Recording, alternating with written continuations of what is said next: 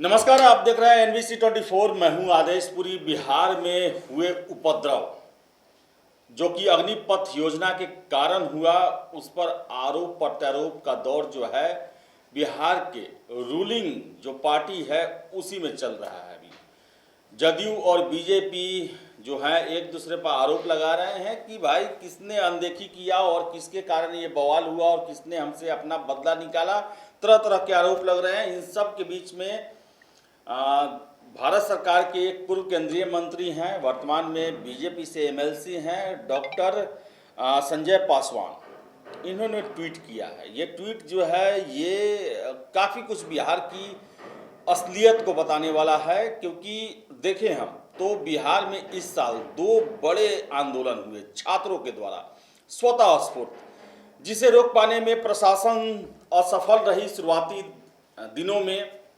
और पूरे देश का ध्यान जो है इस आंदोलन ने अपनी तरफ आकर्षित किया और सरकारी संपत्ति की जम के इसमें जो है बर्बादी भी हुई। पहला आपको बताया कि 24 जनवरी को NTPC आंदोलन हुआ, जिसमें बिहार के जो युवा हैं वो विभिन्न रेलवे स्टेशनों पर आकर अपना विरोध प्रदर्शन किए, आगजनी किए और सरकार को अंततः उनकी बातों को मानना पड़ा। और दूसरा जो है वो 14 जून को जैसे ही योजना अग्निपथ की घोषणा की गई, बिहार में एक स्वतः स्फूर्त जो है वो आंदोलन युवाओं के द्वारा जगहों जगहों पर किए गए, अनगिनत जगह पर किए गए और 350 करोड़ से ज़्यादा रेलवे की संपत्ति बर्बाद हो गई। और इसी को जो है ध्यान में रखते हुए ये ट्वीट है, और ट्वीट जो है इसमें बताया गया है कि आखिर बिहार के युवा जो हैं वो क्यों परेशान हैं। संजय जो पासवान है उनका ट्वीट में लिखा हुआ है कि मामला केवल अग्निवीर का नहीं है। संजय बाबू और ललन बाबू 2 दशक से चल रहे एडहॉक प्रथा, कॉन्ट्रैक्ट रोजगार, कैजुअल आउटसोर्सिंग, ठेकेदारी वर्क बिहार से छीनकर बड़े कॉरपोरेट को देना, अन्य राज्यों से बिहारी को भगाना, जीविका दीदी पर अति भरोसा और अव्वल NDA की सिटिंग मीटिंग का नहीं होना, आदि आदि। इसी सब का परिणाम है। मिल बैठकर निदान करने का काल है। जल्द से जल्द सुशील मोदी की अगुवाई में दोनों दलों के कोर कमेटी को बैठक करने का मेरा सुझाव है।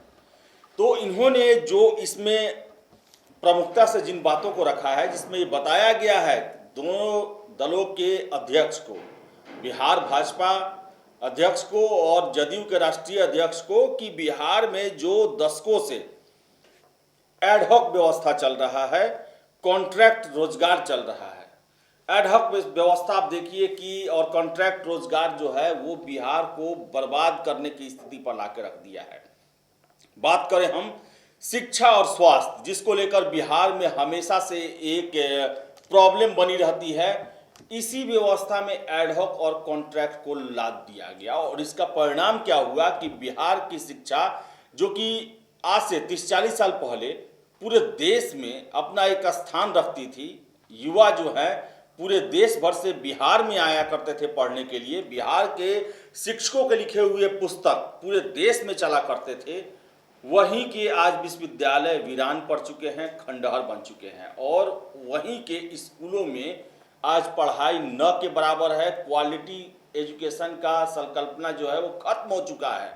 बिहार और देश को चलाने वाले जिन सरकारी स्कूलों से पढ़े हुए बच्चे IAS बने, नेता बने, आज उन्हीं स्कूलों में उन पढ़ाने वाले शिक्षकों के बच्चे भी नहीं पढ़ते हैं। ऐसी स्थिति आ गई है और बिहार का स्वास्थ्य और शिक्षा जो है वो चौपट हो चुका है।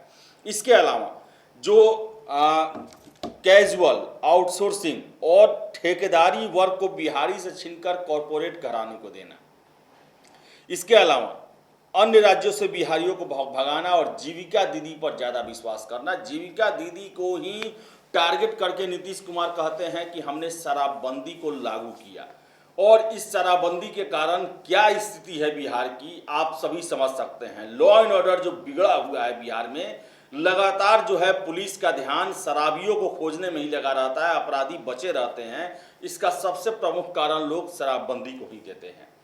आप समझिए ना कि बिहार में नीतीश बाबू ये शान से बोलते हैं, सीना ठोक के कहते हैं कि सुशासन की सरकार है, और बिहार में कोई भी गड़बड़ी करने वाला बच नहीं सकता है। उस राज्य की स्थिति ऐसी हो गई है कि दिन में ट्रेन नहीं चल सकते हैं। पूर्व मध्य रेलवे ने जारी किया है कि हम दिन में बिहार में ट्रेन नहीं चला सकते हैं, रातों को चलेगा। रात को 8 बजे से लेकर सुबह 4 बजे तक बिहार में ट्रेन चल सकते हैं। ऐसी स्थिति सुशासन वाले राज्य में बन गई है। आप सोचिए कि भारत सरकार जो है वो जम्मू कश्मीर में रेलवे ले जा रही है, नॉर्थ ईस्ट में रेलवे ले जा रही है, नक्सल प्रभावित इलाकों में भी रेलवे जो है वो सुचारू रूप से काम करती थी और कर भी रही है। लेकिन बिहार में सुशासन की सरकार है, लॉ एंड ऑर्डर जिस सरकार का यूएसपी है, आधार स्तंभ है शासन करने का, वहां पर दिन में रेलगाड़ियां नहीं चल सकती हैं 3 दिनों के लिए। आप समझिए क्या स्थिति है और किनके कारण। यानी कहने का मतलब है कि भारतीय रेलवे न कश्मीर के आतंकियों से डरी, न नॉर्थ ईस्ट के जो उग्रवादी हैं उनसे डरी, न ही नक्सलियों से डरी, लेकिन ये डर किससे रही है? जो देश बनाने वाले हैं उनसे, जो देश की रक्षा करने वाले हैं उनसे, देश के युवाओं से डर रही है।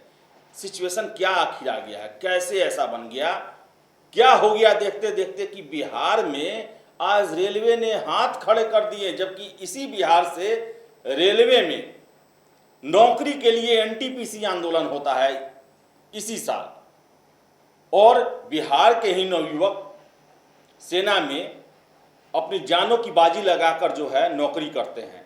कश्मीर में अगर कोई मुठभेड़ होता है तो शायद ही ऐसा कोई मुठभेड़ ना हो जिसमें बिहार का कोई लाल शहीद न हुआ हो, और उस राज्य में इन्हीं छात्रों के डर से ट्रेनें नहीं चल पा रही हैं। कारण क्या है? कारण ये संजय पासवान का ट्वीट में दिया गया जो कारण है वो बहुत ही प्रमुख कारण है। और हम जो है लगातार 2-3 सालों से, जब से पत्रकारिता कर रहे हैं तब से इसी चीज को सामने लाते हैं। मैंने अपना बिट ही बना लिया रोजगार और युवा को, क्योंकि मुझे पता है कि सबसे जो ज्वलंत समस्या है यही है। देश में कितना बड़ा राजनीतिक घटना हुआ, लेकिन इसको लेकर कभी सड़कों पर लोग नहीं आए। बहुत सारी घटनाएं हुई, कोरोना के समय बद इंतजामी हुआ, बाढ़ आया, सब कुछ आया, लेकिन कभी जनता सड़कों पर नहीं आई है।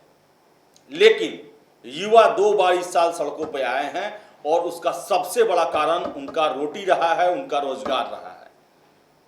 और इस चीज को सरकार को समझना चाहिए। लेकिन सरकार जो है, चाहे केंद्र की हो या राज्य की हो, केवल समीकरण ही समीकरण, कभी जाति का समीकरण तो कभी धर्म का समीकरण तो कभी ये समीकरण तो कभी वो समीकरण, लेकिन मूल मुद्दा पर ध्यान ही नहीं दिया जा रहा है कि आखिर कैसे इन युवाओं को संतुष्ट किया जाए, इनके भविष्य को सिक्योर किया जाए, और कैसे इनमें विश्वास बहाली की जाए कि ये विश्वास करे कि जो सरकार हम चुन रहे हैं वो हमारे भविष्य के लिए काम कर रही है, हमारे सुनहरे भविष्य के लिए काम कर रही है। तो संजय पासवान का जो ट्वीट है वो दशकों से चली आ रही, और ये सही बात है। आप देख लें तो बिहार में कौन वर्ग जो है वो सुकून से है। अगर हम राजनेताओं का वर्ग देख ले तो वो सुकून से हैं, ठेकेदारों का वर्ग देख ले वो सुकून से हैं, दलालों का वर्ग देख ले वो सुकून से हैं, लेकिन जो बिहार का, राज्य का, देश का निर्माण करते हैं, जिनके खून पसीने उसमें लगते हैं, वही परेशान है।